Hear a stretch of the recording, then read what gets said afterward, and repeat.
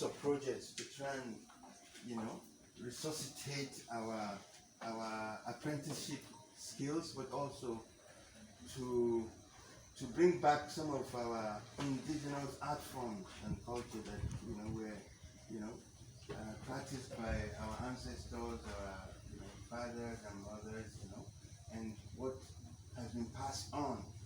But we've been fortunate enough to be supported by the Goethe Institute, the German Institute in London, and in Lagos. Okay, so they're not here today, but you know they will hear more about this project. So we're very grateful to them.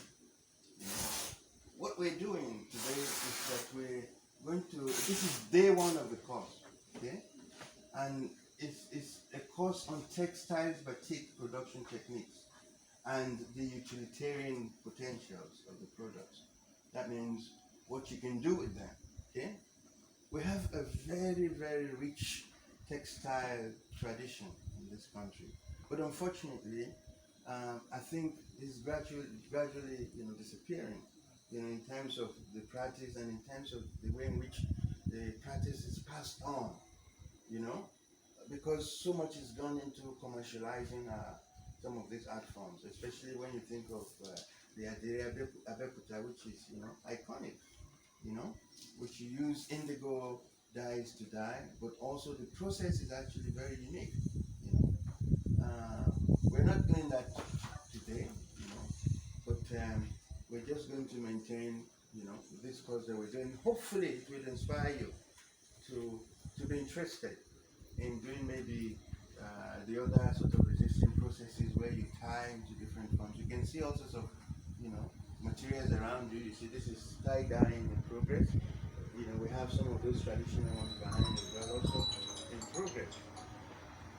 Now, when you want to engage in any sort of textile process at all, or any sort of art form, it's very, very important for you to know your materials. The sort of materials that you use are very, very important. Okay? So what you see around here are some of those materials that we use for achieving. Will be from one stage to the other. Okay?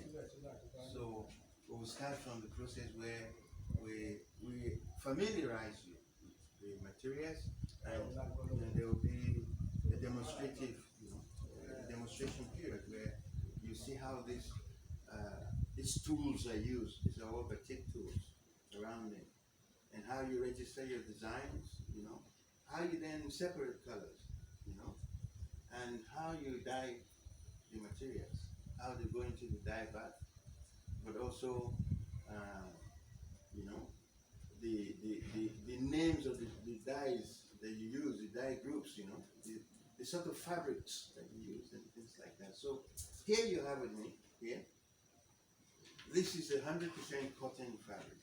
Okay? When you want to engage in this particular process, it is important that you have the right sort of material.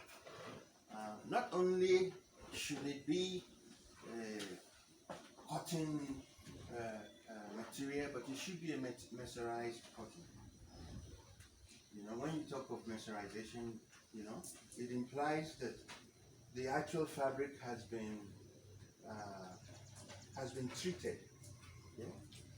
You know, in such a way that all the impurities have been removed. You know, because fabrics like that, they come with, you know, greasy starch and all sorts. That's what you get with baft. The baft material. You know, those fabrics are not mercerized. Okay? So when you use them and you dye them and it goes through the process, it does shrink. You don't want to reduce. Okay? So what we have here with me here is 100% mercerized cotton. Okay? Which means it's ready to be used. You know, as a kind of substrate. The substrate is a material that you can print on. Okay? That you can, you know, manipulate in textiles. Okay? So that's the first important thing. You cannot engage in this process if you're going to, for instance, use man-made fabrics. You have man-made fabrics. You have you know, natural fabrics. Okay. Now, okay, let me test you. what do you understand by natural fabrics? Let me not just laugh. What do we call, what are natural fabrics? Yes, madam.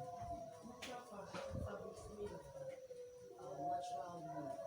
Natural wool. Yes, don't mix any other kind of material. Wool is another yarn. Natural yarn. Okay. Okay. I know. Okay. Okay. It's not mixed with any other material like polyester, Okay. Very good. Thank you so much. But you see, essentially, you have these fabrics, that are graded into natural fabrics and then, man-made fabrics. Man-made fabrics are synthetic fabrics, from chemicals and also things like lycra, polyester, nylon, all those things, they're natural, they're man-made fabrics. But fabrics like cotton, cotton is natural fabric, okay? Cotton it's a very important yarn actually, but it has a very terrible history, in terms of the way it has been used, because when our people were enslaved, in the plantations, they had to make cottons and things like that, This is something that grows naturally. Okay? And then you have fabrics like silk, which is made by worms, yarn, and silk is a very delicate fabric. Okay? So when you engage in this process, in order to have the best result, that is expected, you need to use the right option. And we're going to be using, cotton, friendly sort of dyes and chemicals. Okay? So you have different types of dyes too. You have natural dyes, you have synthetic dyes, and all of that. But as we go through the stages, these production techniques, we'll be able to familiarize you with them. Okay? All right? Anyone with any questions to ask me? Okay? For printing. Wax. What do you understand by wax? Do you know what wax is? Candle wax. Okay. And then you have another type of wax that you can use, which is beeswax. Beeswax is very expensive. It comes from bees. They use them, for printing and other traditions. We also use them here, but it's usually very expensive because it's not only here in this country or in Africa that we have this tradition of batik. We have places like Indonesia, you have Japan, you have all of those places that have the tradition of doing batik. It's just the way in which they produce, the sort of designs that they produce that differ from one place, to the other. Okay? So what I'm doing here is that I have wax on fire. I've decided to use gas for heating wax because paraffin produces a lot of smoke and it's hugely expensive. The gas this thing is more economical, but you have to be careful when you use this material. Make sure that they're safe. Okay, safety is paramount. Okay, so what I'm doing here is heating wax. Now this is what this wax looks like initially. Okay, this is paraffin wax. They come in slabs. It's the same thing you use for making candle wax. Okay, but when we also process the wax, we've processed this. When we use wax, we process it so that we can reuse it again. What happens is that it forms two layers, one of impurity and one that is pure. So we will then scrape away the impurity and use the pure for designing. So the first point of call is to make sure that you heat your wax, and this wax has to heat to the right sort of temperature, a kind of equilibrium, whereby it is not too hot, not too cold, because either will affect the process. If it's too hot, the wax will spread too much, it won't be as as defined as it should be. If it's too cold, the wax does not penetrate, and that means that the design hasn't registered. Okay? So essentially, the design has to register. Okay? A massive printing table, it doesn't matter that it's small. Okay? You can always adjust. Okay?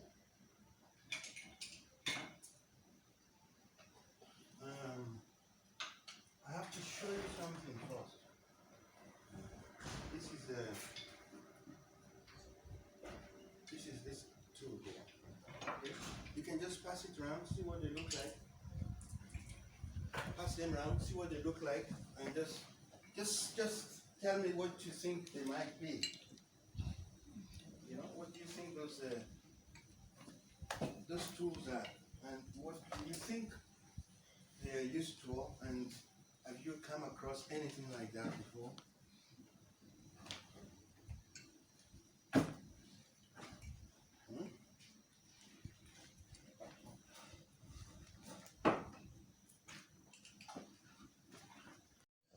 With painting brushes, so I may just decide to choose one brush. I'll brush me good at. Okay. So let's say, for instance, we use this brush. The same thing applies. Make sure that the wax is not too hot. Okay. So I may decide to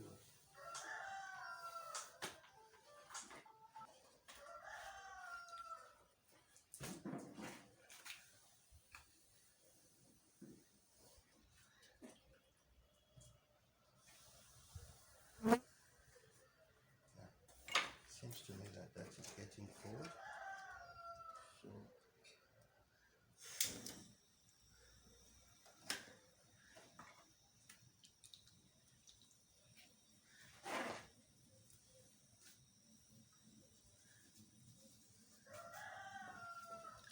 So what I'm trying to do is just, you make marks, all sorts of marks with brushes, and you can create patterns with your brushes. So that's what I'm doing now. And you can also mix, these patterns together. Okay?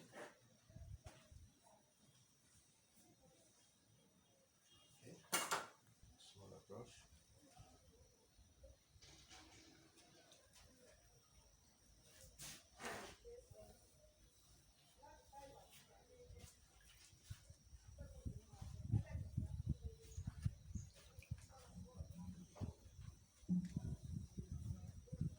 And in the process, you can create all sorts of language around even the lines are sharp enough. But when you see that it's reducing like this, yeah, okay, you'll be getting ready to go back, okay, into the wax spot. All right? Yes. So I just want you to see to the end until you see what happens. Okay? See, it's gone thin and until it stops. Okay, the wax is now cold. It's not that wax is finished. You go back to your wax. Okay? And that's what happens. Okay? With the jantin. So this is what the jantin does. Okay? Okay? Now this is one type of jantin. This is another one. You have some that actually come with double hoses. Okay? Let's see how this works. Are you seeing it? This is also working. They've made this differently. So, we can also invent our own jantin, if we have, the skill to do that. Okay? So that is what the jantin does. The jantin helps to register thin lines. Right? You can see it penetrates to the other side. If it doesn't penetrate to the other side, it means it hasn't registered. Okay? It means that the wax was essentially too cold. And if it spreads beyond, the lines, the young lady likes to do, it means that the wax was too hot. Now it's getting too hot, so we reduce. And one of the ways in which we reduce is that we can actually break wax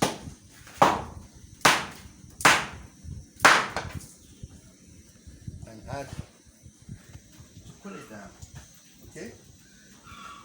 Good. Now, that's one way of registering design. Okay? You also have you know, this stamps or carved images. Okay? I call them stencils. Okay? I've carved this for over the years. I have so many of them. Because I want my designs to be different. But they are inspired by motifs, by different types of motifs and the messages they send across. You know, because they're all, you know, they're all important in the sense that they communicate. You know, they tell a story. You know, so you can also have your own motifs because they will tell, you know, your own story. Okay? And that's one of the important things about this is that, you know, it brings together different aspects of our culture. It's all intertwined. Okay? Now, to use this, okay, you also have to train yourself to do it. Okay? So you see, because it's been used before, you have wax on top, okay, and that wax has to melt. So you dip, you know. This is a place I discussed about safety earlier on. Safety is very important, okay, in this process because of the wax, because the wax is hot, and so when you're using this particular tool, it's important that you're very careful. You know, don't be impatient. Yeah? Too hot. If it's too hot, you will see what will happen. That's because it is too hot. Yeah?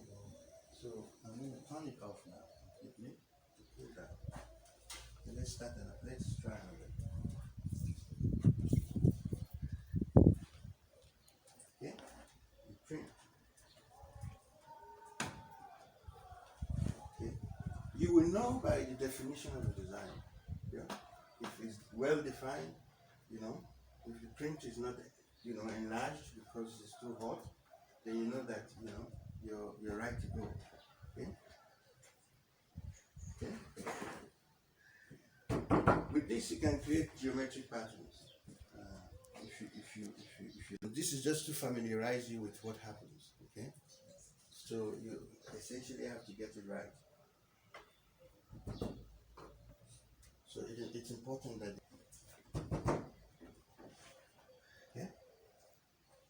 so you can create continuity. You can form your own design language. Okay?